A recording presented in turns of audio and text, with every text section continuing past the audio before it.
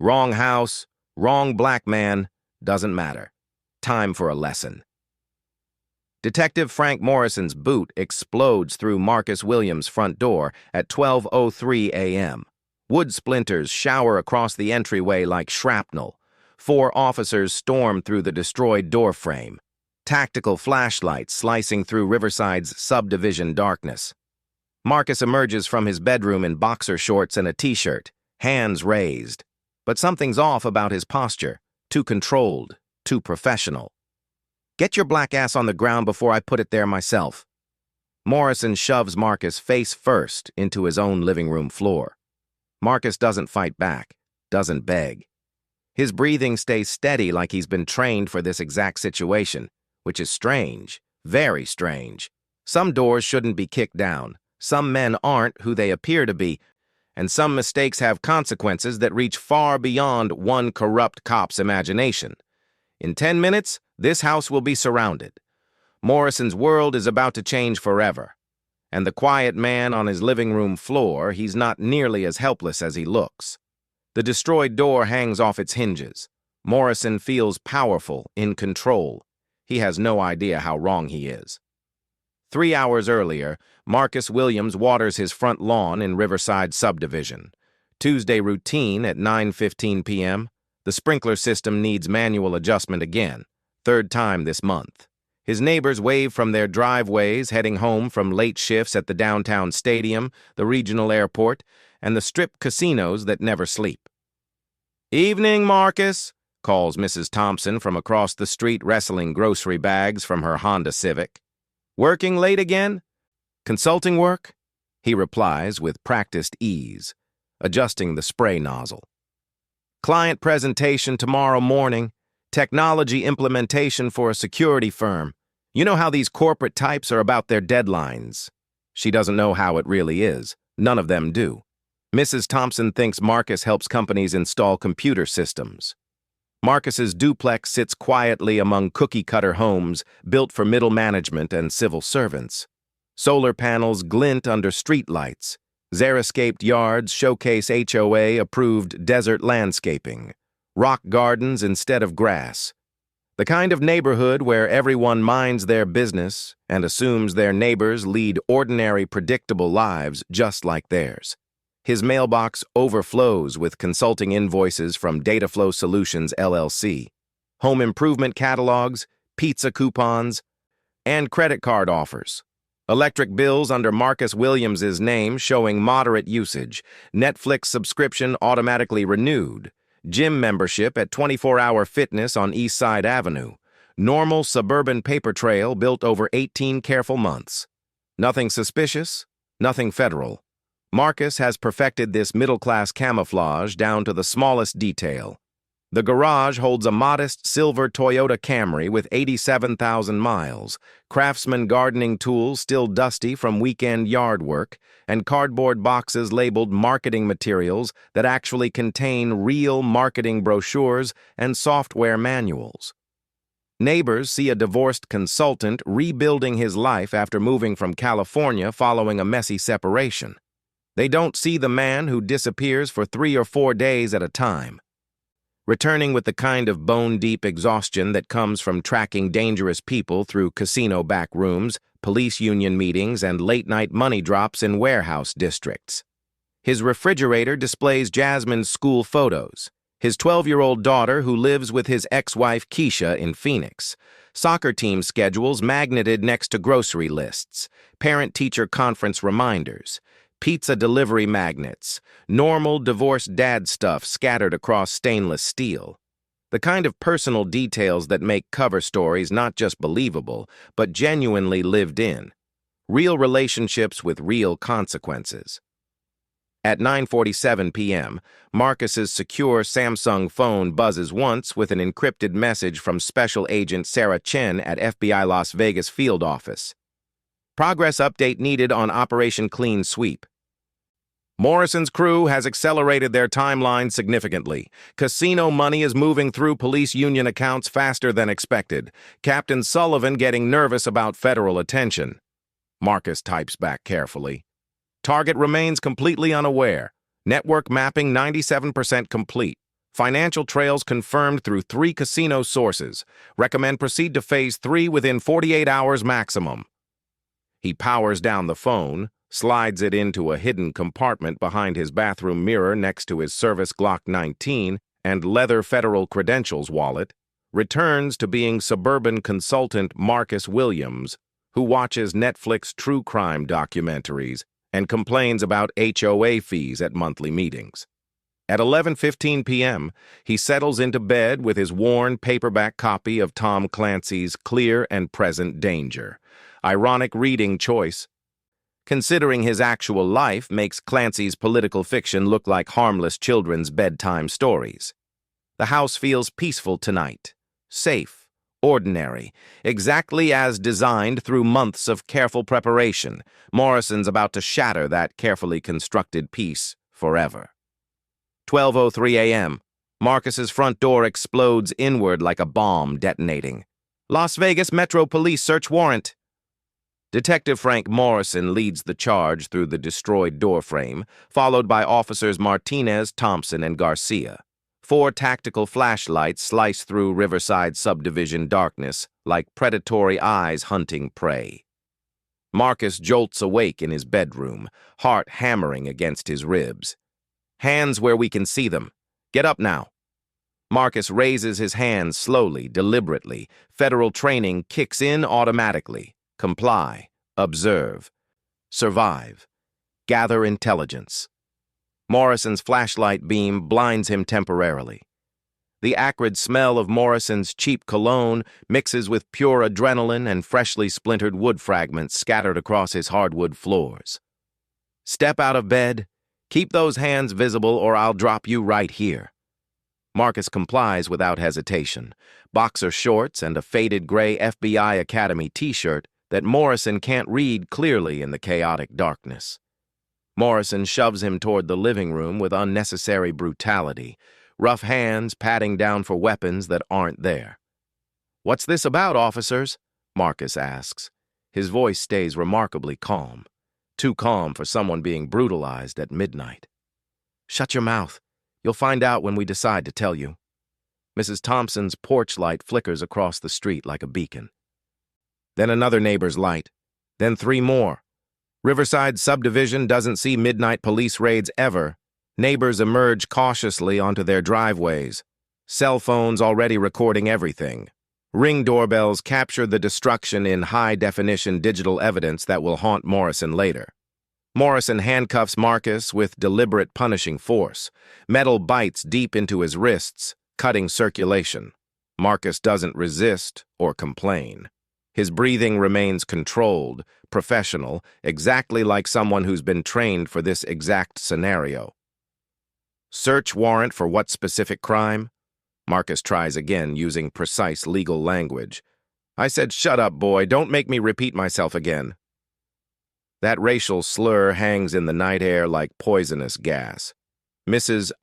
Thompson's 17-year-old son starts live streaming on Instagram stories. Police brutality begins trending in Riverside within 4 minutes of the door being kicked. Officer Martinez sweeps through Marcus's kitchen methodically, overturning drawers, spilling coffee grounds and utensils across clean counters. Thompson ransacks the master bedroom, throwing clothes from dresser drawers. Garcia photographs everything with his department-issued digital camera. Standard search protocol being executed, except there's no visible warrant anywhere in sight. "Where's your search warrant paperwork?" Marcus asks quietly, professionally. Morrison backhands him hard across the mouth without warning. "You don't ask questions in my city. We ask questions. You answer or suffer consequences." Blood trickles from Marcus's split lip down his chin. He doesn't wipe it away. Can't with handcuffs restraining his movement. Neighbors gasp audibly from their windows and doorways. More phones start recording the assault. Social media notifications ping constantly. "Marcus!" Mrs. Thompson calls from her driveway, voice shaking with concern. "Marcus, honey, are you okay? What's happening?" "Ma'am, step back inside your house immediately," Morrison shouts aggressively. "This is official police business. Do not interfere." She doesn't step back inside. Instead, she calls 911, describing what she's witnessing to emergency dispatch in real time. 7 other neighbors follow her example. Emergency services receive multiple separate calls about possible police brutality in progress at 447 Sunrise Lane. Marcus studies Morrison's face carefully in the scattered, chaotic flashlight beams. Bloodshot eyes indicating alcohol consumption. Whiskey smell on his breath mixing with rage. This isn't legitimate police business. This is personal, vengeful, targeted intimidation disguised as law enforcement. Martinez emerges from the kitchen empty-handed. Nothing suspicious in there, Frank. Just normal kitchen stuff. Thompson returns from the bedroom equally frustrated. Clean, too clean, like he was expecting us. Morrison's visible frustration builds dangerously. Whatever evidence they came looking for, they're not finding it anywhere. Marcus's cover identity remains absolutely perfect. Consulting materials scattered naturally. Family photos positioned believably. Normal suburban life with 0 cracks showing. But Morrison's growing desperation is about to turn violent. The Ring doorbell footage spreads faster than wildfire through Riverside's Nextdoor app. Mrs. Thompson's live stream gains 47 viewers in 3 minutes, then doubles every 30 seconds as shares multiply across Facebook and Instagram. Emergency dispatch receives 9 separate 911 calls reporting police brutality in progress at 447 Sunrise Lane within 6 minutes. "This is unconscionable," whispers Mr. Carter from 2 houses down, his iPhone recording through his living room window. "They're treating him like an animal. Where's their warrant? Where's their supervisor? This isn't how police are supposed to behave." Morrison drags Marcus across his own living room by the handcuff chain, metal cutting deeper into his wrists with each violent jerk. Marcus stumbles but doesn't fall completely. His balance stays centered, athletic, controlled despite the restraints. Neighbors notice how he moves, trained, deliberate, nothing like a panicked civilian under brutal assault. "Where's the money?" Morrison demands, slamming Marcus against his dining room wall with savage force. Family photos of Jasmine rattle in their frames, glass cracking audibly. "We know you've been talking to people, making phone calls, asking questions about things that don't concern your black ass." Marcus says nothing. His calculated silence enrages Morrison further. "I'm talking to you, boy. Are you deaf or just stupid? Answer me when I'm speaking to you." Thompson emerges from the garage, shaking his head in visible frustration. "Nothing out there either, Frank. Just car maintenance stuff and lawn equipment. Guy's got detailed receipts for everything going back 2 years. The crowd outside grows rapidly in the summer heat. 12 neighbors now, phones raised like electronic torches in the darkness. Mrs. Thompson calls her daughter Sarah, who works as a producer at Channel 8 News. "Something terrible is happening to Marcus," she whispers urgently into her phone. "They're hurting him, and I don't think they have any legal right to be here at all." Garcia returns from the bathroom search, equally empty-handed and increasingly uncomfortable. No drugs anywhere, no weapons stashed, no cash bundles, no paraphernalia. This guy is cleaner than my grandmother's spotless kitchen. Morrison's face darkens with each negative report. This was supposed to be simple, straightforward intimidation. Break in. Find evidence of Marcus snooping around casino operations. Plant drugs if absolutely necessary. Teach him a permanent lesson about staying in his proper lane. Instead, they're performing an obviously illegal home invasion in front of multiple recording devices. Check his computer hard drive, Morrison orders desperately. Phone records, bank statements, email history, social media accounts. Something incriminating is here somewhere. Martinez boots up Marcus's Dell desktop computer. The screen fills with consulting presentations, boring client emails, and Netflix viewing history. Spotify playlists featuring classic rock. Amazon purchase receipts for lawn equipment and household supplies. Nothing remotely suspicious anywhere. Marcus's digital footprint screams boring suburban contractor who watches too much television. "Frank," Martinez says quietly, growing visibly uncomfortable. "Maybe we got bad intelligence here. This guy looks completely legitimate.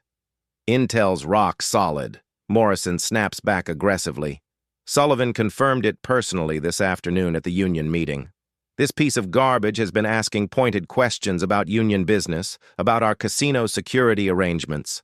Someone's definitely paying him to sniff around our operations. Marcus's ears perk up sharply at Sullivan.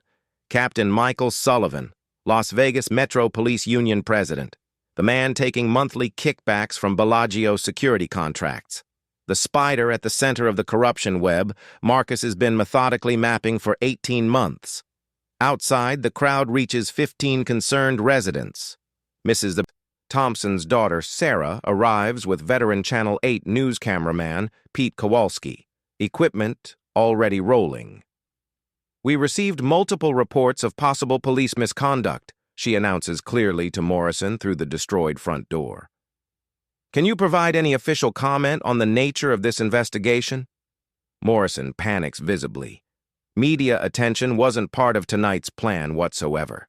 This was supposed to be quiet, off-the-books intimidation, not public spectacle broadcast across social media platforms.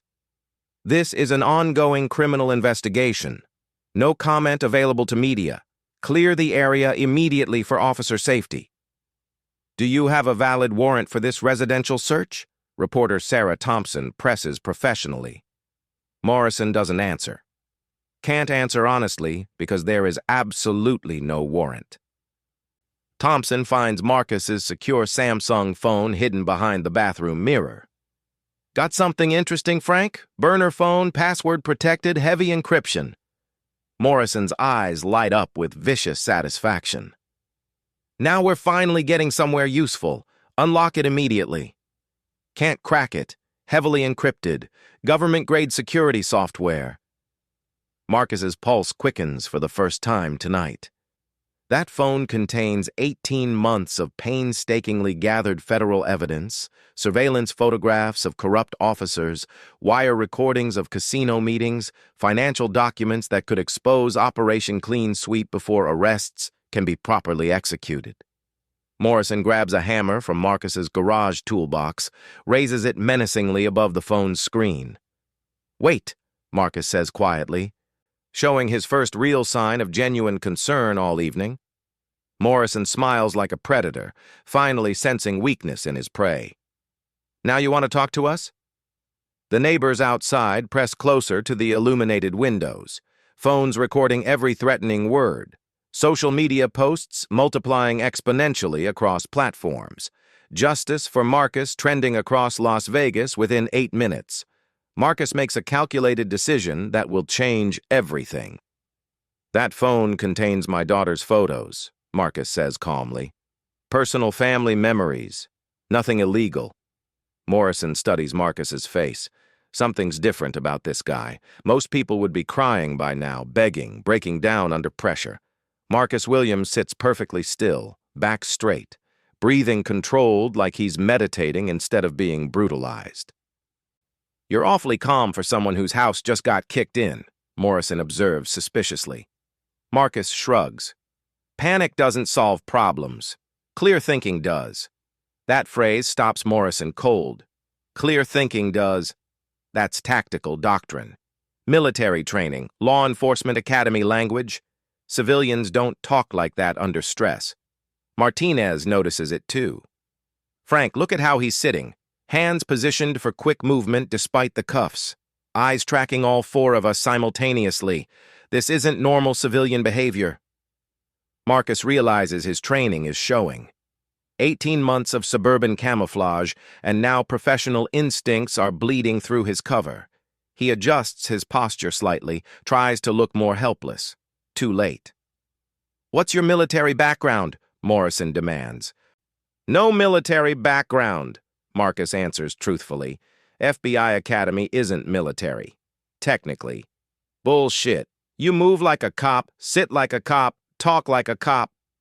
Outside, Mrs. Thompson's live stream reaches 300 viewers. Comments flood in from across Las Vegas. This man is too calm. Something's not right here. Why isn't he more scared? Thompson searches Marcus's closet more carefully now. looking for uniforms, tactical gear, anything that explains Marcus's unusual composure. Finds only consulting clothes and weekend casual wear. Check his shoes, Morrison orders. Boots? Look for tactical boots. Garcia examines Marcus's footwear. Nike running shoes, Adidas sneakers, one pair of dress shoes for client meetings, no tactical boots, no military surplus, no law enforcement equipment anywhere. But Marcus's behavior keeps triggering their cop instincts. You've been through this before, Morrison states, not a question. Been through what? Interrogation, arrest, you know the drill too well. Marcus stays silent. Morrison circles him like a predator, studying unusual prey. Most civilians panic when 4 armed men kick down their door. You didn't even raise your voice. That's training, professional training. Martinez finds Marcus's gym membership card. 24-hour fitness. Says here he's in their self-defense classes. Krav Maga. Morrison's suspicion deepens. Self-defense, huh? What else you studying, Marcus? Tactical driving, weapons handling. Just trying to stay in shape after my divorce. The neighbors outside grow more organized. Sarah Thompson's news report goes live on Channel 8. Good evening. I'm reporting from Riverside, where police have conducted what appears to be a warrantless search of a resident's home. The man being detained shows unusual calm during this ordeal, leading to questions about his background. Morrison's radio crackles. Dispatch reports media on scene. Captain Sullivan's voice comes through clearly. Morrison, what's your status? We're getting calls about news crews. Marcus's ears perk up at Sullivan's voice. The man he's been investigating is personally monitoring this raid. That confirms this isn't random police work. This is targeted intimidation ordered from the top. Everything's under control, Captain. Morrison lies into his radio. Better be. Make it quick and clean. Sullivan clicks off. Morrison stares at Marcus with new intensity. You know what I think? I think you're not just asking questions about casino business. I think you're working for someone. Internal affairs, maybe, or worse. Marcus's pulse quickens slightly. Morrison's getting dangerously close to the truth. I'm a technology consultant, nothing more. Technology consultants don't have federal-grade encryption on their phones. It's for client confidentiality. Morrison raises the hammer again. Last chance. Who are you really working for? The crowd outside has grown to 25 people. Multiple live streams running simultaneously. Riverside police trending on Twitter. The story is going viral in real time. Marcus makes a calculated decision. He can't reveal his FBI identity yet, but he can plant seeds of doubt in Morrison's mind, make him nervous, make him make mistakes. You should be very careful, Detective Morrison, Marcus says quietly. Is that a threat? It's advice. Some people have friends in high places. Morrison's confidence wavers for the first time tonight. Morrison's radio crackles again at 12:18 a.m. Captain Sullivan sounds increasingly agitated through the static interference. Status report immediately. Morrison, what's your current situation?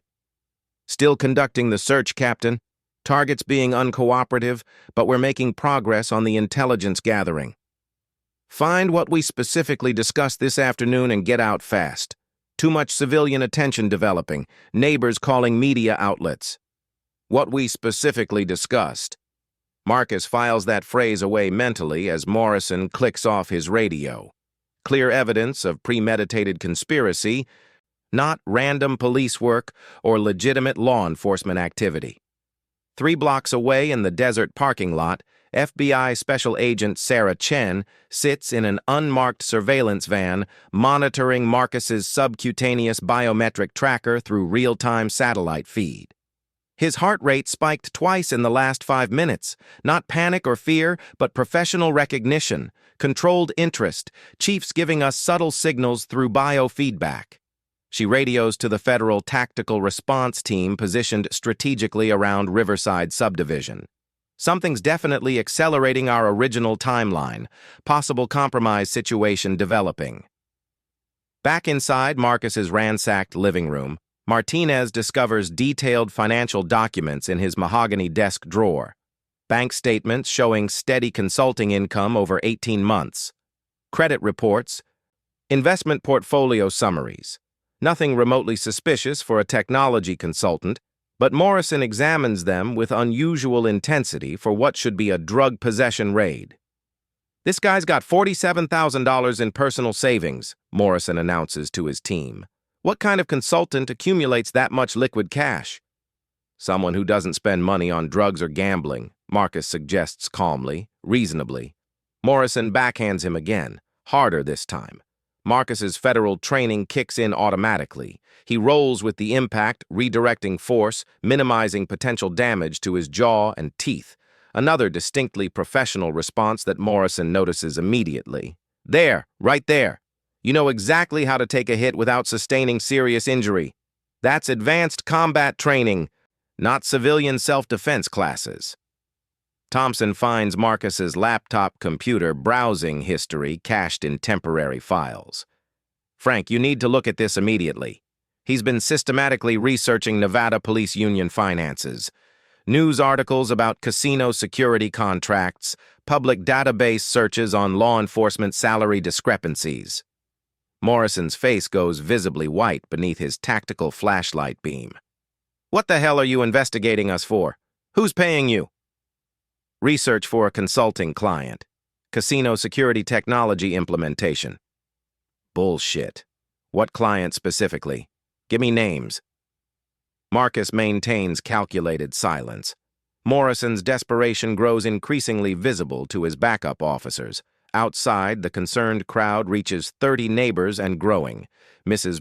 Thompson's Channel 8 live stream has accumulated 4,000 active viewers across multiple social media platforms. Comments pour in continuously. "Call the FBI immediately. This looks completely illegal. Where's their search warrant?" The story spreads across social media faster than Morrison can possibly contain or control it. 3 miles away, Sarah Chen receives encrypted status updates from Detective Martinez, the clean cop wearing an FBI wire for 18 months of deep cover work. His voice transmission comes through crystal clear. Morrison's entering panic mode. Found detailed financial research on police unions and casino connections. Marcus is not breaking character completely, but his professional training keeps bleeding through his cover. "We need extraction protocols ready for immediate deployment." Martinez, still performing his role as corrupt backup officer, secretly photographs Marcus's research materials with a hidden camera sewn into his tactical vest. Additional evidence for the expanding federal case. Garcia searches Marcus's attached garage more thoroughly, systematically. Finds detailed maintenance records for the Toyota Camry, oil change receipts from Jiffy Lube, tire rotation documentation from Discount Tire. Everything appears perfectly normal for suburban vehicle ownership, except for one notable detail. The handwritten mileage logs show frequent trips to Phoenix, Arizona. "Phoenix," Morrison mutters suspiciously. "That's where Sullivan mentioned the Federal Organized Crime Task Force operates their field office from." Marcus's blood runs cold. Sullivan knows about Operation Clean Sweep's Phoenix operational connections. The corruption network runs significantly deeper than federal investigators originally realized.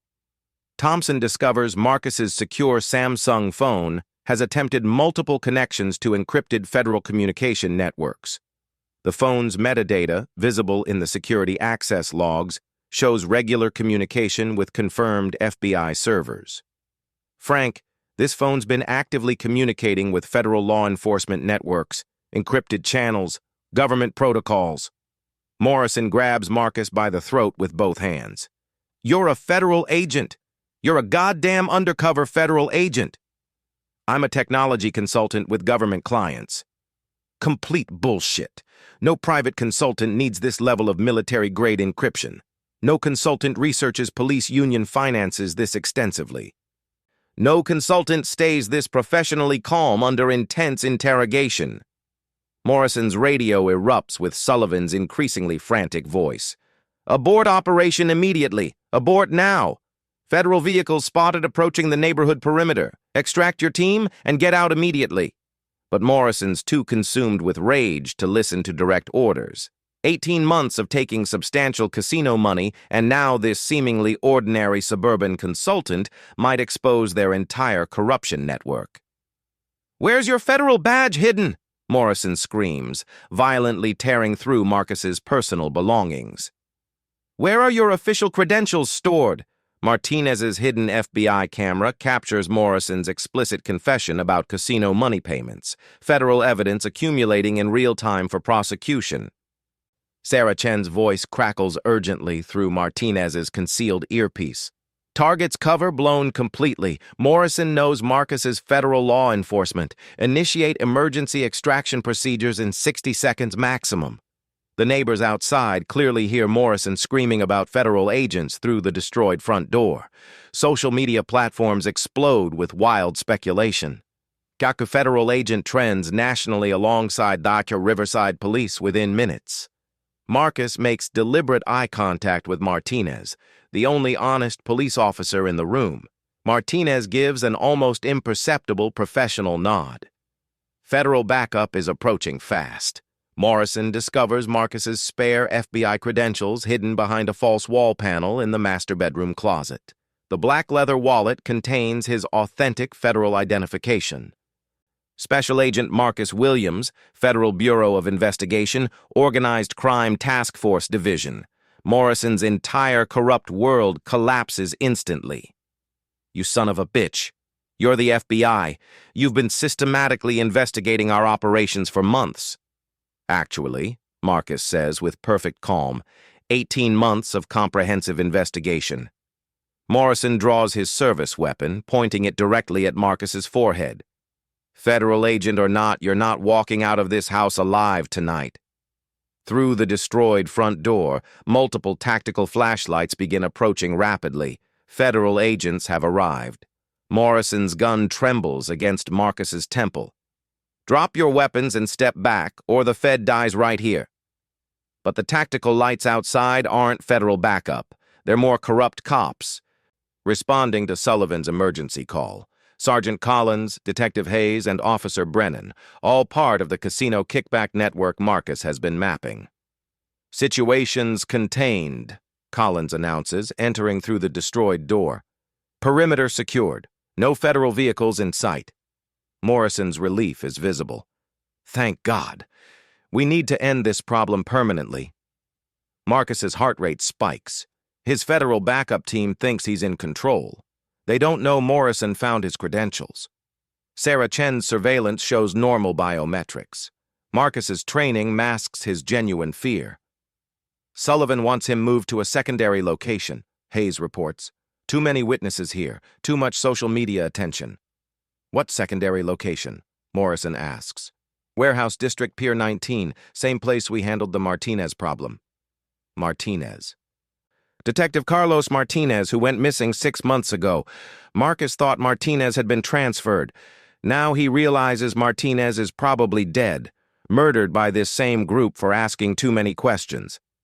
"Sir," the clean Detective Martinez interrupts carefully, "maybe we should follow proper procedures. Book him officially. Let the system handle." "Shut up, Martinez," Collins snaps. "You're new to our arrangement. Sullivan makes decisions about federal problems. Marcus studies room dynamics. 7 corrupt officers now. 1 clean cop trying to protect him without blowing his own cover. 30 neighbors outside with cameras. This situation is escalating beyond anyone's control." Morrison presses his gun harder against Marcus's skull. "You recorded our conversations, didn't you? Wire recordings, financial documents. How much evidence do you have?" "Enough," Marcus says quietly. "Enough for what?" "Arrests. Indictments. How many of us are you planning to destroy?" "All of you." Morrison hits Marcus with the gun butt, opening a gash above his eyebrow. Blood streams down his face. The crowd outside gasps audibly, phones recording every brutal moment. "Load him in Collins's van," Morrison orders. "Take him to Pier 19. Sullivan wants to question him personally before we make this problem disappear." Mrs. Thompson's daughter reports live. Police brutality escalating rapidly here in Riverside. The man appears to be bleeding from a head wound. Multiple officers are involved in what residents describe as excessive force. Sullivan's voice crackles over all their radios simultaneously. Morrison, cease all radio communication immediately. Switch to backup channel 7, media monitoring our frequencies. The corrupt officers switch to encrypted radio channels, but Martinez's FBI wire captures everything they say. This is getting too public, Hayes worries. Channel 8 has 4 camera crews en route. Social media is exploding. We need to abort. Can't abort now, Morrison responds desperately. He knows everything. 18 months of investigation, financial records, wire recordings. If he talks, we're all facing federal prison. Collins opens his police van doors. Move him now before more media arrives. Marcus realizes this is his last chance to signal federal backup. He catches Martinez's eye and mouths silently. Phoenix Protocol. Phoenix Protocol. Emergency extraction code for blown operations. Martinez nods almost imperceptibly. Morrison drags Marcus toward the van, gun still pressed against his head. You should have minded your own business, Fed boy. Should have stayed out of Las Vegas. Actually, Marcus says loudly enough for the neighbors to hear, I should have brought more backup. Morrison pauses. What backup? Your federal friends don't know where you are. Are you sure about that? Doubt flickers across Morrison's face. He keys his radio. Sullivan, are we certain of no federal surveillance in the area? Negative federal presence confirmed, Sullivan responds. Proceed with relocation and interrogation. But Sullivan is wrong. Sarah Chen's team has been monitoring everything through Martinez's wire and Marcus's biometric tracker. Federal agents are positioning for tactical intervention. The crowd outside grows bolder. Mrs. Thompson steps forward with her phone. Officer, we need to see your warrant for this arrest. Step back, ma'am, or you'll be arrested for obstruction. On what charges? For asking to see proper documentation. Collins points his weapon toward the crowd. Everyone step back now. 30 neighbors with phones don't step back. They step closer, recording everything. Social media posts multiply exponentially. Our corrupt cops trends nationally within minutes. Martinez keys his radio on the FBI frequency. Phoenix Protocol initiated. Request immediate tactical response. Officers threatening civilian crowds with weapons. Morrison forces Marcus into the van. Drive to Pier 19. We end this tonight. As the van pulls away from Marcus's house, Sarah Chen's voice comes through Martinez's earpiece. Federal response teams converging on Pier 19 ETA 6 minutes, maintain surveillance and report position. The neighbors watch helplessly as police drive away with their bloodied neighbor. Mrs. Thompson calls Channel 8 again. They're taking him to some warehouse. This isn't an arrest. This looks like a kidnapping. Sullivan's voice crackles through all corrupt officer radios. Federal involvement confirmed. FBI task force active in Las Vegas. Operational security compromised. Prepare for scorched earth protocols. Scorched earth. Marcus knows what that means from organized crime cases. They're planning to kill everyone who knows about their corruption. The police van speeds through empty Las Vegas streets toward the warehouse district. Marcus sits handcuffed in the back, blood still trickling from his head wound. Morrison keeps his gun trained on him while Collins drives, and Hayes monitors police radio frequencies. Federal task force is real, Hayes reports grimly. Sullivan just confirmed 18 months of investigation. They know about the casino money. They know about the union kickbacks. They know everything. Morrison's face contorts with rage and desperation. How long have you been recording us, you piece of shit? Long enough, Marcus says quietly. For the first time in 18 months of deep cover work, Marcus feels genuine fear. Not for himself. Federal agents accept these risks, but for the innocent people his investigation might destroy. Mrs. Thompson and her neighbors. Detective Martinez trying to stay alive while maintaining his cover.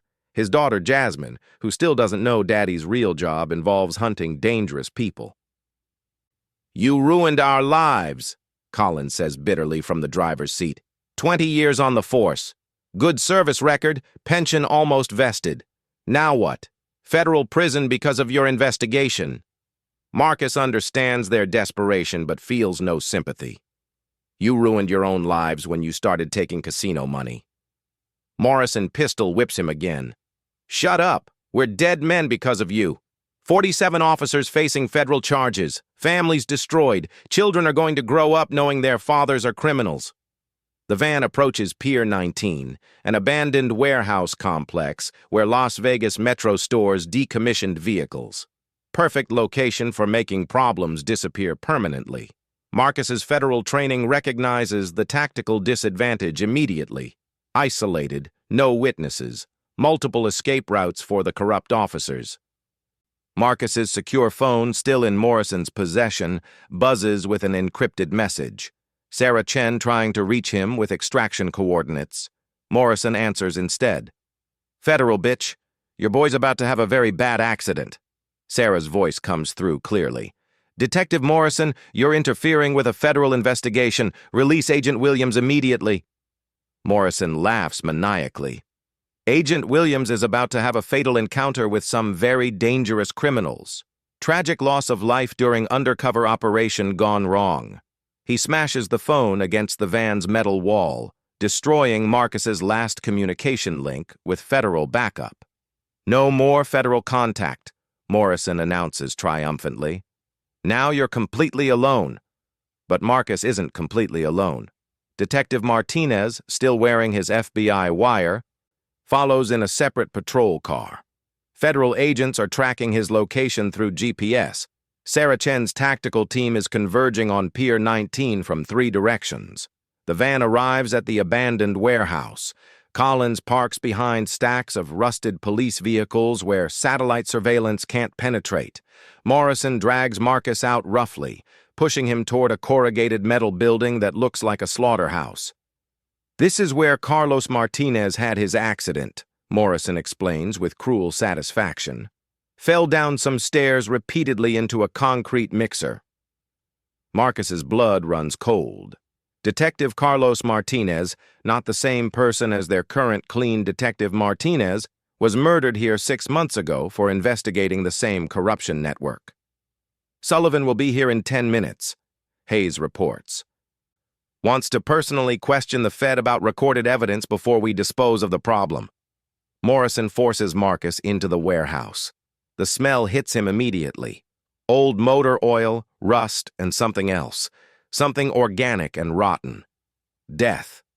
"Scared now, Fed boy?" Morrison taunts. "No backup coming. No federal cavalry. Just you and us in a very deep hole." Marcus's training kicks in. Assess the environment. Count exits. Calculate distances. Plan escape routes. But handcuffed and outnumbered 7-1, his options remain extremely limited. "My daughter, Jasmine," Marcus says quietly. "She's 12 years old, lives in Phoenix with her mother. If something happens to me, she'll never know what really happened to her father." "Should have thought about that before you started investigating us," Collins responds without emotion. "She thinks I'm a boring technology consultant. Safe job, normal life. She'll spend years wondering why her daddy never came home." Morrison wavers slightly. He has children, too. "Shut up about your kid. Jasmine wants to be a police officer when she grows up. Says she wants to help people like her daddy does. She doesn't know her daddy hunts corrupt cops." I said shut up. But Marcus continues, voice steady despite his desperate situation. "She's going to find out her father was FBI, going to read about this case in newspapers, going to learn that corrupt officers murdered him because he was trying to protect people." Hayes shifts uncomfortably. "Morrison, maybe we should reconsider this approach." "No reconsideration," Morrison screams. "He destroys us. We destroy him. Simple." Through the warehouse skylights, distant helicopter rotors become audible. Morrison assumes it's police surveillance. He doesn't realize it's federal tactical support approaching Pier 19. Sullivan's black sedan pulls up outside. The corrupt captain enters the warehouse carrying a briefcase and wearing latex gloves. "Federal Agent Marcus Williams," Sullivan says formally. "You've caused considerable problems for our organization." "Your criminal organization," Marcus corrects. Sullivan backhands him casually. 18 months of surveillance, wire recordings, financial documentation. How much evidence exists and where is it stored? Marcus remains silent. Sullivan opens his briefcase, revealing torture instruments. "We have all night to extract information. Wait." Outside, Detective Martinez reports to Federal Command. "Subjects entered Warehouse Complex 7. Armed and extremely dangerous. Recommend immediate tactical intervention." Sarah Chen responds, "Federal team in position, initiating rescue operation in 60 seconds, but 60 seconds might be too late." 3 miles away, FBI Special Agent Sarah Chen receives Detective Martinez's desperate transmission. "Federal agent in immediate mortal danger, Warehouse District, Pier 19, Building 7, request emergency tactical intervention." "All units converge on target location," Sarah commands into her radio. "Federal agent under active threat. Authorization for deadly force granted. Move now." FBI tactical teams positioned throughout Las Vegas activate simultaneously. Black SUVs race through empty streets. Helicopter surveillance redirects to Pier 19. Federal marshals scramble from field offices across Nevada. The machinery of federal law enforcement mobilizes like a sleeping giant awakening.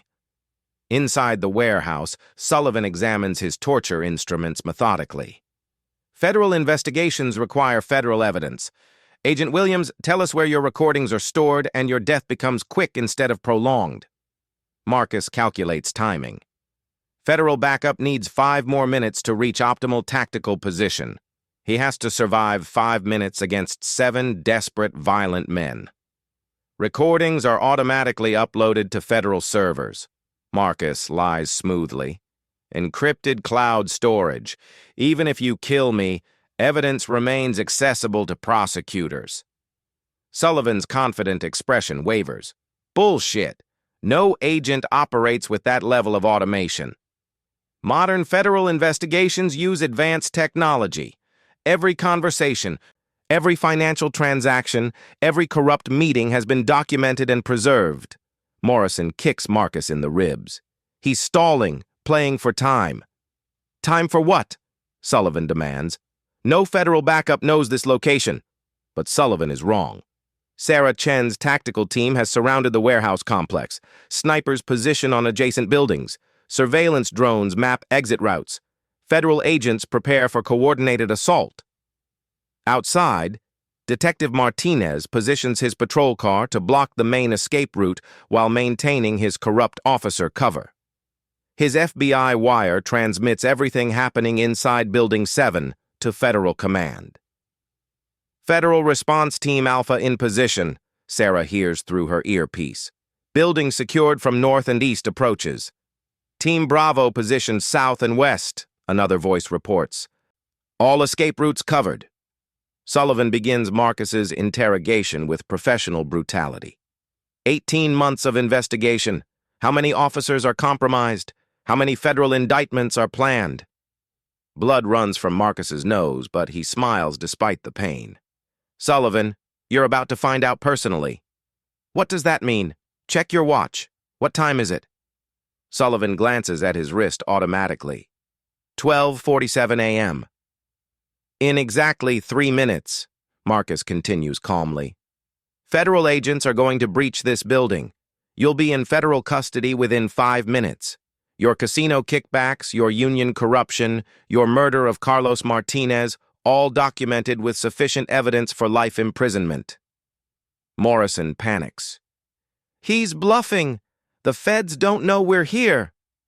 But doubt spreads through the corrupt officers like infection. They've been taking casino money for 3 years, living comfortable lives beyond their police salaries, now facing federal prosecution and decades in prison. "Check the perimeter," Sullivan orders. "Confirm no federal surveillance." Hayes peers through dirty warehouse windows, sees nothing unusual. Federal tactical teams remain invisible in darkness, positioned beyond visual range with night vision equipment. All clear, Captain. No movement detected. Sullivan relaxes slightly. Continue interrogation. Agent Williams provides full cooperation or suffers consequences. But Marcus's confident demeanor unsettles them. Most victims break down under torture threats. Marcus acts like he's already won. You seem remarkably calm for someone about to die, Sullivan observes. I've been federal law enforcement for 20 years, Marcus replies steadily. Faced worse threats than corrupt local cops playing criminals. Morrison hits him with brass knuckles, splitting his cheekbone. Show some goddamn respect. Respect? Marcus laughs despite bleeding profusely. For criminals wearing badges, for murderers who kill honest cops like Carlos Martinez. Sullivan's radio crackles with dispatch reports. Multiple federal vehicles observed in Warehouse District. FBI tactical teams confirmed. The corrupt officers exchange panicked glances. Impossible, Sullivan whispers. How did they locate us? Marcus's smile grows wider.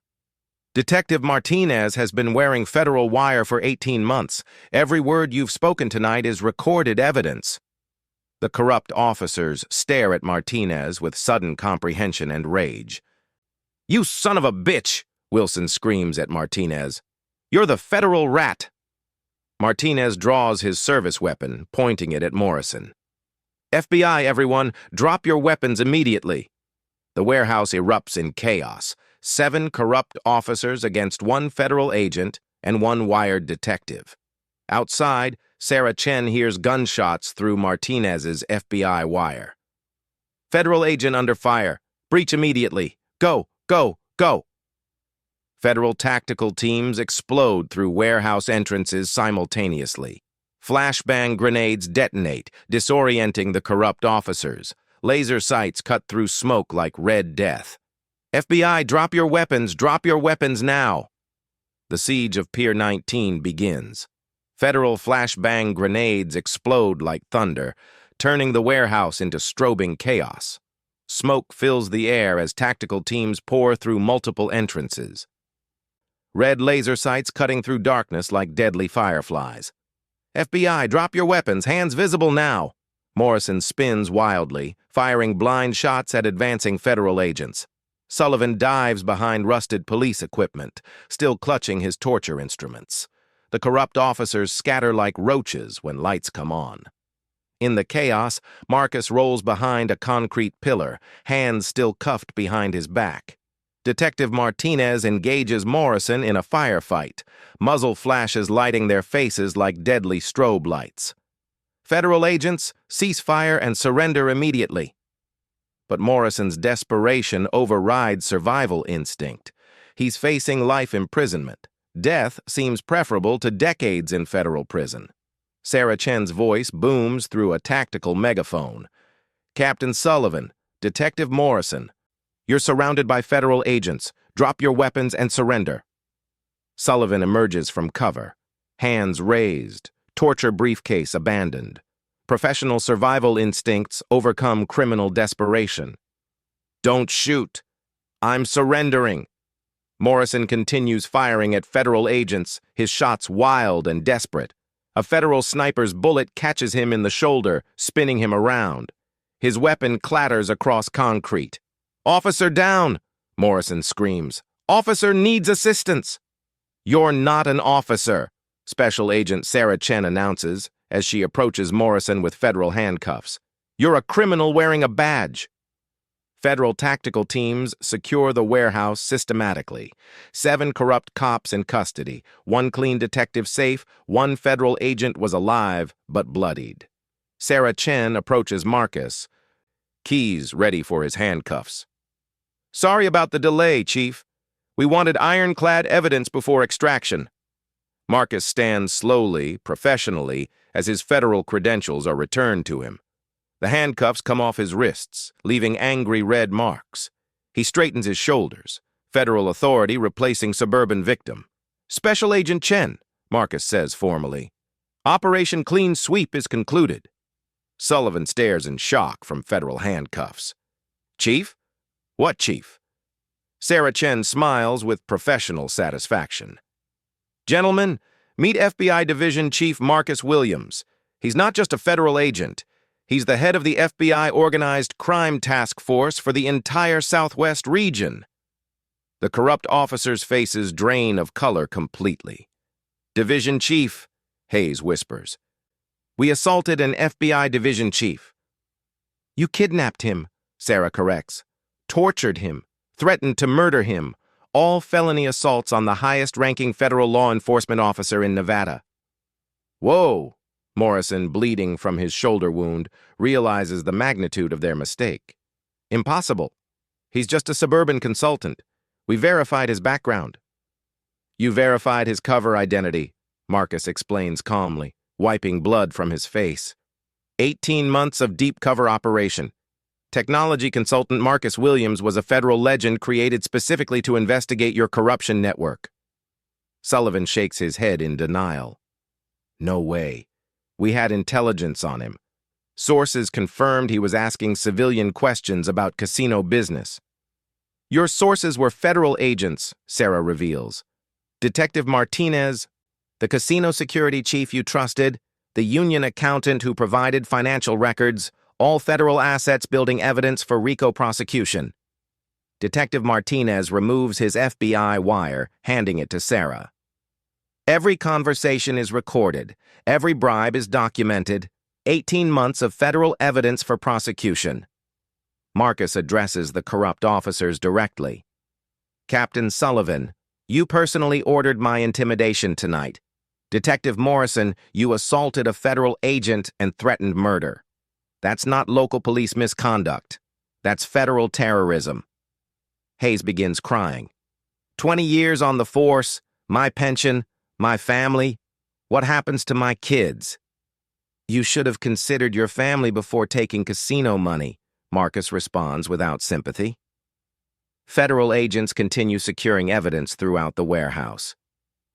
Crime scene photographers document torture instruments. Financial investigators seize Sullivan's briefcase containing ledgers of corrupt payments. Morrison struggles against his federal handcuffs. This is entrapment. Federal agents can't conduct undercover operations against local police. Actually, we can, Marcus corrects. When local police commit federal crimes, when casino money crosses state lines, when corrupt officers murder federal informants like Carlos Martinez. Sullivan's face goes white. How do you know about Carlos? Federal investigation, Captain. We know everything. Sarah Chen reads federal Miranda rights to each corrupt officer. You have the right to remain silent. Anything you say will be used against you in federal court. You have the right to federal legal representation. Federal court, not local jurisdiction. Not police union protection. Federal prosecution with mandatory minimum sentences.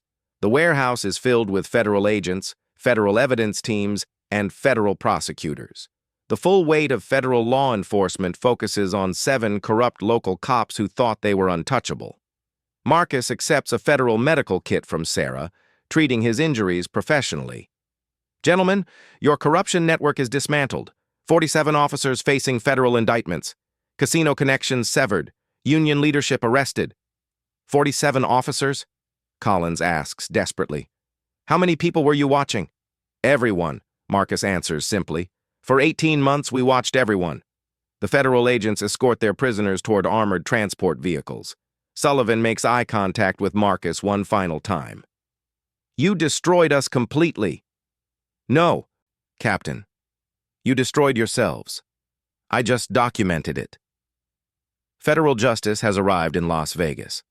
Outside Pier 19, federal law enforcement transforms the warehouse district into a command center. FBI mobile units, U.S. Marshal vehicles, and helicopter searchlights create an impenetrable perimeter. Phase 2 commences now, Marcus announces into his secure phone. Execute simultaneous arrests across Las Vegas. Federal teams breach 43 locations. Corrupt officers dragged from homes in handcuffs. Police union headquarters raided. Casino offices seized. Sullivan watches his empire collapse. How many federal agents were involved? Enough, Marcus answers. FBI, DEA, U.S. Marshals, IRS. When corruption involves organized crime, every federal agency responds. Morrison still can't process their defeat. We were careful. Encrypted phones laundered money through legitimate accounts. You faced federal professionals with unlimited resources, Sarah Chen corrects. Detective Martinez approaches Marcus. Chief, complete evidence secured. Every conversation is recorded. Outstanding work, Agent Martinez. 18 months undercover required exceptional courage. Martinez is FBI too, Hayes asks desperately. Special Agent Carlos Martinez, different from the murdered detective. We use the name to honor our fallen agent.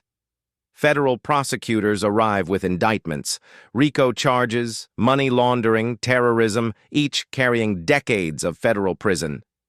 Detective Morrison, Prosecutor Walsh announces, you're charged with assault on a federal officer, kidnapping, terrorism, life imprisonment without parole. Morrison breaks down. I have a family. Kids in college. You destroyed everything when you became a criminal wearing a badge, Marcus responds coldly. The media arrives.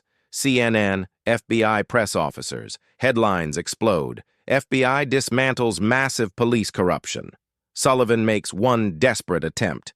Williams, we can deal. Testify against higher casino corruption. You had 18 months to choose justice. Federal prosecution proceeds without deals. Federal agents escort prisoners to armored transport. No local cells where corrupt colleagues might help. As Sullivan is loaded, he calls out, How long were you planning this? 3 years since Detective Carlos Martinez reported casino corruption before his murder. The convoy departs. Marcus coordinates final evidence collection. Sarah approaches with statistics. 47 arrests, $2.3 million seized, 18 months of evidence. Marcus looks across Las Vegas's glittering lights. Federal law enforcement doesn't negotiate with corruption. We eliminate it. Justice served with federal precision. 6 months later, the federal court delivers final verdicts. Judge Patricia Morrison's voice echoes through the packed courtroom. Captain Michael Sullivan, life imprisonment without parole. Detective Frank Morrison, life imprisonment without parole. Marcus observes from the gallery. Mrs. Thompson and Riverside's neighbors fill several rows. The quiet consultant who watered his lawn revealed himself as the federal officer who cleaned their community. Outside the courthouse, reporters surround Marcus. Division Chief Williams. What message does Operation Clean Sweep send? Marcus adjusts his federal credentials with quiet authority. Some doors shouldn't be kicked down. Federal justice reaches everyone regardless of badge or uniform.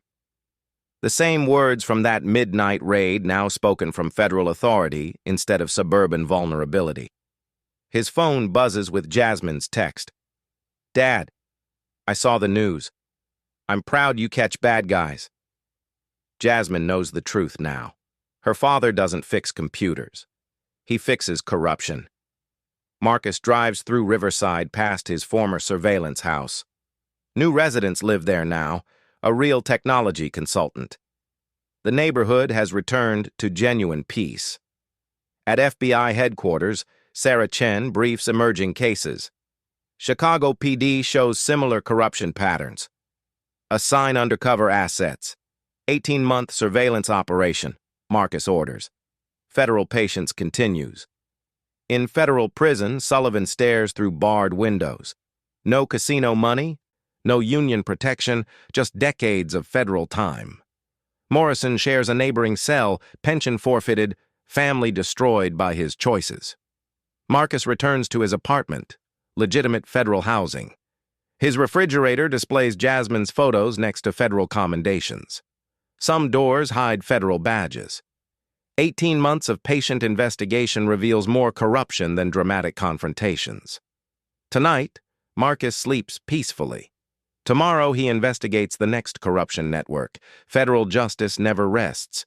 Share your thoughts on police accountability in the comments. Subscribe for more federal justice stories. Corruption exists everywhere, but so do agents ready to expose it. At Black Voices Uncut, we don't polish away the pain or water down the message. We tell it like it is because the truth deserves nothing less. If today's story spoke to you, click like, join the conversation in the comments, and subscribe so you'll be here for the next My Channel.